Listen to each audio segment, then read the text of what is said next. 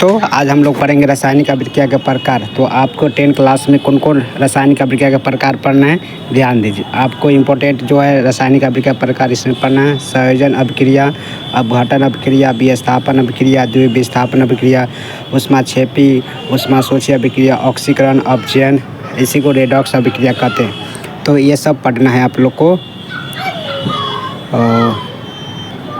तो ये 6 अभिक्रिया आपको पढ़ना है। ऑक्सीकरण, अपचयन, संयोजन अभिक्रिया पढ़ना है आपको, अपघटन अभिक्रिया पढ़ना है, विस्थापन अभिक्रिया पढ़ना है, द्विविस्थापन अभिक्रिया, ऊष्माक्षेपी या ऊष्माशोषी अभिक्रिया पढ़ना, ऑक्सीकरण, अपचयन और रिडॉक्स अभिक्रिया पढ़ना है। ये पढ़िएगा, इससे बहुत सारे क्वेश्चन एग्जाम में आता है। तो चलिए पहले हम लोग संयोजन अभिक्रिया पढ़ते हैं। संयोजन अभिक्रिया पढ़ते हैं। देखिए संयोजन अभिक्रिया पढ़ने के लिए आपको लिए एक क्रियाकलाप किया गया एनसीईआरटी बुक से है। आप एनसीईआरटी बुक आधार पर मैं आपको पढ़ाता हूँ। यहाँ से एक भी क्वेश्चन आपको एग्जाम में नहीं छूटेगा अगर इस एनसीईआरटी बुक से अगर कवर करते हैं तो ध्यान दीजिए। इस संयोजन अभिक्रिया समझने के लिए आपको एक क्रियाकलाप दिया गया है। क्रियाकलाप 1.4 दिया गया, ठीक है, जिसमें क्या करना है, कैल्शियम ऑक्साइड को CO को धीरे धीरे जल में मिलाना है। जैसे देखिए कैल्शियम ऑक्साइड है वो और इसको जल में मिलाना है। तो क्या होगा इसमें देखना है, कैल्शियम ऑक्साइड को अगर जल में मिलाएंगे तो क्या पीकर गर्म हो जाते हैं। जो पीकर में रखे ना कैल्शियम ऑक्साइड, ये गर्म हो जाता है। क्या होता है, गर्म हो जाता है। देखिए परीक्षण से हम क्या देखते हैं कि जल मिलाने पर पीकर का तापमान बढ़ जाता है। जल मिलाने पर पीकर पर क्या होता है, इसका तापमान बढ़ जाता है, यानी पीकर छूने पर गर्म महसूस होता है। ऐसा इसलिए क्योंकि अभिक्रिया से ऊष्मा निकलती है। अभिक्रिया से क्या निकलती है, ऊष्मा निकलती है। अभिक्रिया से क्या निकलती है, ऊष्मा निकलती है। और इसीलिए यह ऊष्माक्षेपी अभिक्रिया भी है। इसलिए ये क्या है, ऊष्माक्षेपी अभिक्रिया। आप देखिए ये समीकरण के रूप में हम लोग देखते हैं, थोड़ा मिटा देते हैं ताकि आपको नोट करने में दिक्कत न हो। ध्यान दीजिए। तो देखिए रासायनिक समीकरण में अगर हम लिखते हैं, देखिए कैल्शियम ऑक्साइड था, जल में मिलाए तो हमको क्या मिलता है, कैल्शियम हाइड्रोक्साइड मिलता है प्लस ऊष्मा निकलता है। अभी देखिए तो ऊष्मा गर्म हो गया तो हमको क्या रिजल्ट आया, तो कैल्शियम ऑक्साइड और जल में मिलाते तो कैल्शियम हाइड्रोक्साइड प्लस ऊष्मा निकलता है। यहाँ पर कैल्शियम हाइड्रोक्साइड COH बुझा हुआ चूना कहते हैं। इसको क्या कहते हैं, बुझा हुआ चूना कहते हैं। तो देखिए 2 को मिलकर 1 बना, क्या को बना, 2 को बनकर 1 बना। इसको बोलते हैं संयोजन अभिक्रिया। मतलब जोड़ के 2 को जोड़ के एकल बनता है, तो इसको बोलते हैं संयोजन। तो ध्यान दीजिए इस अभिक्रिया में 2 पदार्थ CO और H2 मिलकर एक मुख्य नया पदार्थ COH बनाते हैं। तो इसलिए यह संयोजन अभिक्रिया कहते हैं। क्या कहते हैं, संयोजन अभिक्रिया। तो इसको परिभाषा बनाना है तो क्या बनाना है, तो 2 या 2 से पदार्थ मिलकर एक नया पदार्थ बनाते हैं, उसको क्या बोलते हैं, संयोजन अभिक्रिया। क्या बोलते हैं, संयोजन अभिक्रिया बोलते हैं। क्या बोलते हैं, संयोजन अभिक्रिया बोलते हैं। अब इसके बहुत सारे उदाहरण दिया गया संयोजन अभिक्रिया के, ध्यान से देखिए। ये सब एनसीईआरटी बुक का है। जैसे देखिए समीकरण संयोजन के अन्य उदाहरण, जैसे देखिए कार्बन का हम दहन कर रहे हैं, क्या कर रहे हैं, ऑक्सीजन को उपस्थित में क्या बने, कार्बन डाइऑक्साइड बना। क्या बने, कार्बन डाइऑक्साइड। और ब्रैकेट में जो लिखा है S मतलब कार्बन ठोस है और G लिखा हुआ गैस है और G मतलब गैस, ये भौतिक अवस्था दर्शाता है, ठीक है। तो कार्बन ऑक्सीजन को उपस्थित में क्या बनाता है, कार्बन डाइऑक्साइड। इसका मतलब 2 अभिकारक मिलकर क्या बना, एक उत्पाद। तो ये भी क्या हुआ, संयोजन अभिक्रिया। तो 2 अभिकारक मिलकर एक उत्पाद बनाता है, उसे संयोजन अभिक्रिया। तो देखिए ये तो इधर वाला का अभिकारक बोलते हैं, इधर जो बनता है उसको उत्पाद बोलते हैं। क्या बोलते हैं, उत्पाद बोलते हैं। तो एक उदाहरण देख लीजिए, कार्बन का दहन किए थे। अब एक उदाहरण देखिए, जैसे देखिए हाइड्रोजन और ऑक्सीजन, हाइड्रोजन और ऑक्सीजन मिलकर क्या बना, जल। मतलब हाइड्रोजन और ऑक्सीजन मिलकर जल का निर्माण होता है। देखिए 2 को मिला और 1 मिल गया, तो संयोजन अभिक्रिया हुआ। क्या हुआ, संयोजन अभिक्रिया। यहाँ पर इस समीकरण के रूप में देखिए हाइड्रोजन ऑक्सीजन मिलकर क्या बना, जल। तो 2 अभिकारक मिलकर एक उत्पाद बनाते हैं, इसको क्या बोलते हैं, संयोजन अभिक्रिया। ध्यान दीजिए एक क्या है संयोजन अभिक्रिया के जो एग्जाम,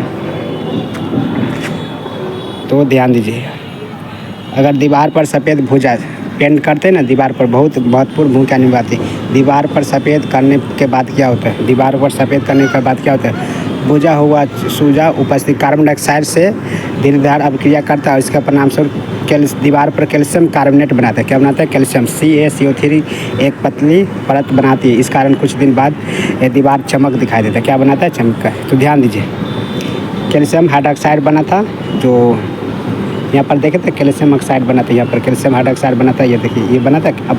अब इसको क्या करें, कैल्शियम हाइड्रोक्साइड को कार्बन डाइऑक्साइड से अभिक्रिया कराएंगे तो क्या बनाएगा, कैल्शियम कार्बोनेट बनता है, प्लस में जल बनाता है, ठीक है। तो कैल्शियम हाइड्रोक्साइड बुझा हुआ चूना है, CO में carbon dioxide, calcium carbonate, CaCO3 जल और दीवार पर बने वाले ठोस पदार्थ। और ये क्या हुआ, चमक दिखाएगा।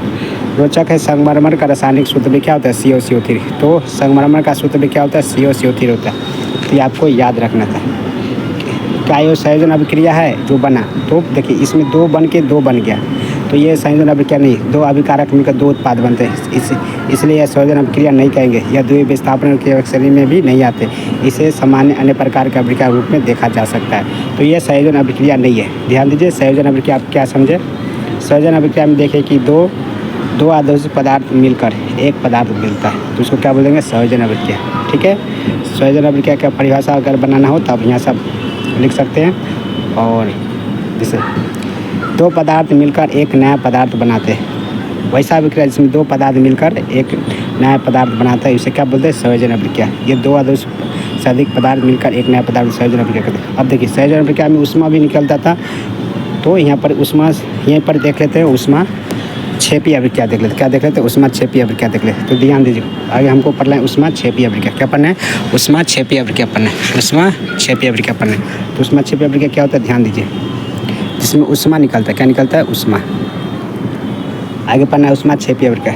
देखिए, जिन रासायनिक अभिक्रिया के उत्पाद बनने के साथ ऊष्मा निकलती है उसमें ऊष्मा क्षेपी अभिक्रिया कहते हैं। क्या कहते हैं, उत्पाद बनेगा साथ में क्या निकलेगा, ऊष्मा। तो उसे बोलेंगे ऊष्मा। देखिए, ये उत्पाद बना है, इसमें ऊष्मा निकला तो ऊष्मा क्षेपी। जैसे में देखिए उदाहरण में प्राकृतिक गैस का दहन, मेथेन को जला ले, ऑक्सीजन को उपस्थित में क्या बनेगा, कार्बन डाइऑक्साइड प्लस जल, और उसमें ऊष्मा निकलती है। क्या निकलती है, ऊष्मा। तो ये ऊष्मा क्षेपी अभिक्रिया का उदाहरण है। तो अगर प्राकृतिक गैस का दहन करते हैं, मेथेन को जलाते हैं, ऑक्सीजन को उपस्थित में कार्बन डाइऑक्साइड बनता है और जल बनता है, और क्या बनता है उस साथ में, ऊष्मा, ऊर्जा निकलती है, ऊष्मा क्षेपी।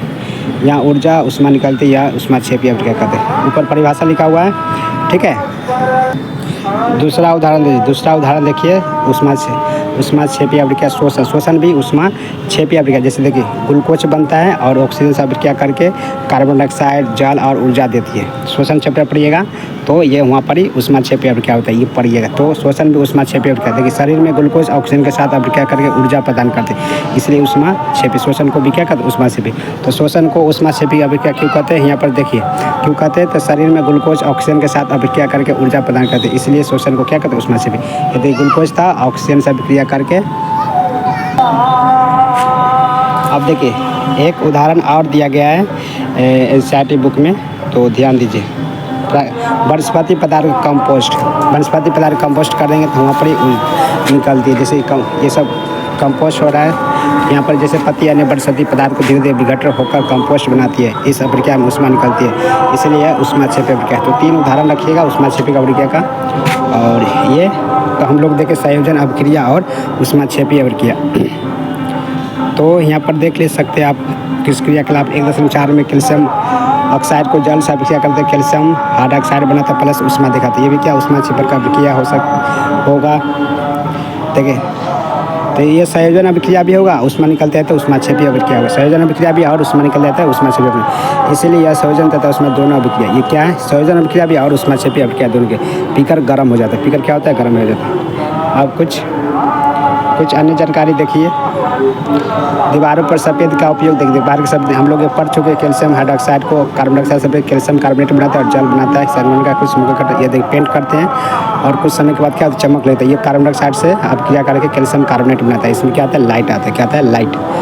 तो अब देखिए हम लोग 2 अभिक्रिया पढ़े, रासायनिक अभिक्रिया के प्रकार, संयोजन अभिक्रिया, अपघटन अभिक्रिया, विस्थापन अभिक्रिया, द्वितीय विस्थापन अभिक्रिया, ऊष्मा क्षेपी ऊष्मा शोषी अभिक्रिया, ऑक्सीकरण अपचयन अभिक्रिया। तो आज हम लोग संयोजन अभिक्रिया और ऊष्मा क्षेपी अभिक्रिया पढ़े। तो आपको कैसा लगा वीडियो कमेंट करके बताइएगा और लाइक कर दीजिएगा। और किस टॉपिक पर वीडियो चाहिए भी कमेंट करके बताइए ताकि आपको मैं उपलब्ध करा दूँ। और आपको कैसा वीडियो लगा कमेंट करके ज़रूर बताएं। तब तक के लिए धन्यवाद। कमेंट करके ज़रूर बताएं।